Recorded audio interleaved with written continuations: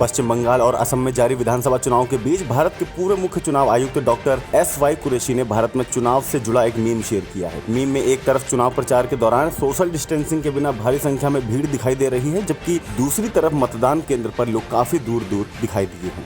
Railway की इकाई IRCTC ने महाराष्ट्र व गुजरात में कोविड-19 के बढ़ते मामलों में बढ़ोतरी आने के मद्देनजर अहमदाबाद मुंबई सेंट्रल अहमदाबाद तेजस एक्सप्रेस को 1 महीने के लिए निलंबित किया है। IRCTC ने गुरुवार को कहा है कि यह फैसला व्यापक जनहित में लिया गया है और गौरतलब है कि महाराष्ट्र व गुजरात में कोविड-19 के 3,66,533 और 12,996 सक्रिय केस हैं।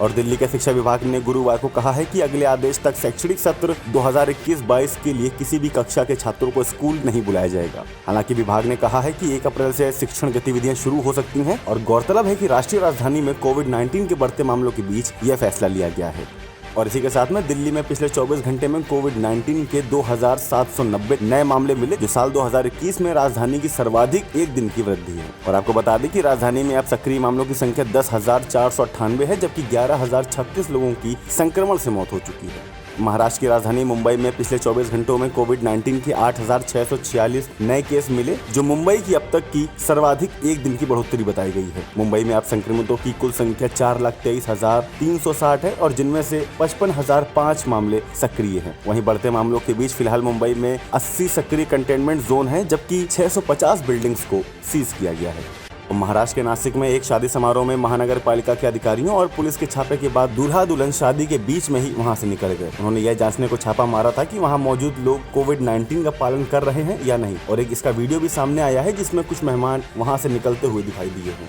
गुजरात सरकार ने गुरुवार को कहा है कि कोविड-19 की फर्जी जांच रिपोर्ट देने के मामले में सूरत की 2 लैब्स को बंद किया गया है। उप मुख्यमंत्री नितिन पटेल के अनुसार शिकायतें मिली थी कि ये लैब्स कोविड-19 की फर्जी नेगेटिव रिपोर्ट जारी कर रही थी।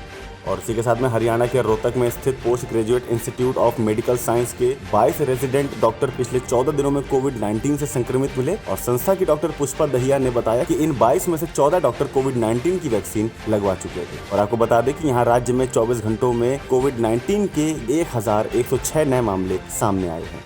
अब दक्षिणी दिल्ली नगर निगम ने यूसुफ सराय मार्केट और ग्रीन पार्क की बहुमंजिला पार्किंग के 500 मीटर के दायरे में सरफेस पार्किंग की दरों को 20 रुपए प्रति घंटा से बढ़ाकर 40 रुपए प्रति घंटा कर दिया है। प्रस्ताव पर स्टैंडिंग कमेटी ने कहा था कि लोग जमीनी पार्किंग को प्राथमिकता देते हैं, जिससे बहुमंजिला पार्किंग का कम उपयोग हो रहा था। लखनऊ में कोविड-19 प्रोटोकॉल का पालन न करने पर गुरुवार को एक शॉपिंग मॉल और एक बार को सील किया गया और उनके प्रबंधकों से 2 दिन में स्पष्टीकरण भी मांगा गया है। एक अधिकारी के मुताबिक कोई भी आगंतुक का रजिस्टर में रिकॉर्ड नहीं लिखा गया था और मास्क न पहनने वालों को भी प्रवेश मिल रहा था। और इसी के साथ में अमेरिका में गर्मी ने तोड़ा करीब 111 साल का रिकॉर्ड। मार्च अप्रैल में 33 डिग्री पहुंचा तापमान, जो कि सामान्य से 60 डिग्री ज्यादा था। अमेरिका में 122 साल की रिकॉर्ड तोड़ बर्फबारी के 55 दिन बाद गर्मी ने 111 साल का रिकॉर्ड तोड़ दिया और यहाँ का तापमान 33 डिग्री सेल्सियस तक पहुंच चुका है। तेजी से बढ़ी इस गर्मी के कारण लोग समुद्री तटों की ओर रुख करने लगे हैं और मौसम विभाग के मुताबिक अमेरिका में मार्च अप्रैल में तापमान 22 से 25 डिग्री के बीच रहता है, लेकिन इस साल 33 डिग्री तक पहुंच चुका है। मौसम विज्ञानी मार्क मीडिया ने बताया है कि इस साल सर्दियों में रिकॉर्ड तोड़ बर्फबारी हुई है, लेकिन सर्दी अचानक से खत्म हो गई। इस कारण अमेरिका और यूरोप में हीट वेव चलने लगी है। और अमेरिका और यूके समेत 14 देशों ने वुहान में कोविड-19 महामारी की उत्पत्ति के संबंध में WHO की रिपोर्ट की आलोचना की है और चीन पर आरोप लगाया है कि उसने पूरा ओरिजिनल डेटा और सैंपल नहीं दिए हैं। WHO के महानिदेशक टेड्रोस एथनोम गिब्रियेसस के मुताबिक चीन ने महामारी की उत्पत्ति का पता लगाने के लिए WHO संग उचित डेटा साझा नहीं किया है।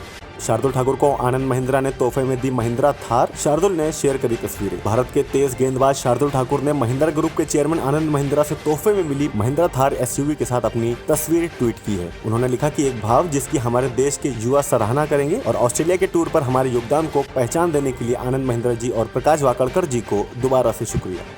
और कोविड-19 से संक्रमित पूर्व क्रिकेटर सचिन तेंदुलकर ने शुक्रवार को ट्विटर पर बताया कि उन्हें अस्पताल में भर्ती किया गया है और उन्होंने लिखा कि मेडिकल सलाह के तहत पूरी एहतियात बरतने के लिए मुझे अस्पताल में भर्ती किया गया है। और आपको बता दें कि 27 मार्च को सचिन की कोविड-19 की टेस्ट रिपोर्ट पॉजिटिव आई थी। और इसी के साथ में IPL में बल्लेबाजी के 10 बड़े रिकॉर्ड। 5000 रन बनाने वाले 5 बैट्समैन में 4 भारतीय और गेल ने सबसे ज्यादा छक्के लगाए हैं और बेस्ट स्कोर भी उन्हीं के नाम पर है। IPL के 14वें सीजन का आगाज 9 अप्रैल से होगा और फाइनल 30 मई को खेला जाएगा। अब तक हुए 13 सीजन में 5 बल्लेबाजी 5000 से ज्यादा रन बना सके हैं और इनमें भी 4 भारतीय खिलाड़ी हैं, जो कि विराट कोहली, सुरेश रैना, रोहित शर्मा और शिखर धवन है। और डेविड वार्नर अकेले विदेशी इस लिस्ट में अभी भी शुमार है। और अगर सबसे ज्यादा छक्कों की बात करें तो यह रिकॉर्ड वेस्ट इंडीज के क्रिस गेल के नाम है और इसी बल्लेबाज सिराज के नाम एक मैच में बेस्ट स्कोर बनाने का भी रिकॉर्ड दर्ज है, जो कि उन्होंने 2013 में बनाया था। और अभिनेत्री उर्वशी रौतेला से इंस्टाग्राम पर एक फैन ने पूछा है कि क्या वे किसी क्रिकेटर को जानती हैं, जिसके जवाब में उन्होंने कहा कि वह मैं क्रिकेट नहीं देखती, इसलिए मैं किसी भी क्रिकेटर को नहीं जानती। आपको बता दें कि पंत के साथ नाम जुड़ने की अफवाहों के 1 साल बाद उर्वशी ने यह सफाई दी है। आपको बता दें कि 1 साल पहले कथित तौर पर एक साथ दिखने पर उनका नाम ऋषभ पंत के साथ जोड़ा गया था। एक्ट्रेस दिया मिर्जा ने इंस्टाग्राम पर पति व बिजनेसमैन वैभव रेखी के साथ पहली बार प्रेग्नेंट होने की घोषणा की है और दिया ने इसकी एक तस्वीर इंस्टाग्राम पर भी शेयर की है। और आपको बता दें कि दिया और वैभव की शादी 15 फरवरी को हुई थी। अभिनेत्री आलिया भट्ट ने गुरुवार रात इंस्टाग्राम स्टोरी पर जानकारी दी कि उनका कोविड-19 का टेस्ट पॉजिटिव आया है और उन्होंने लिखा कि मैंने खुद को तुरंत ही आइसोलेट कर लिया है और होम क्वारंटीन में रहूंगी।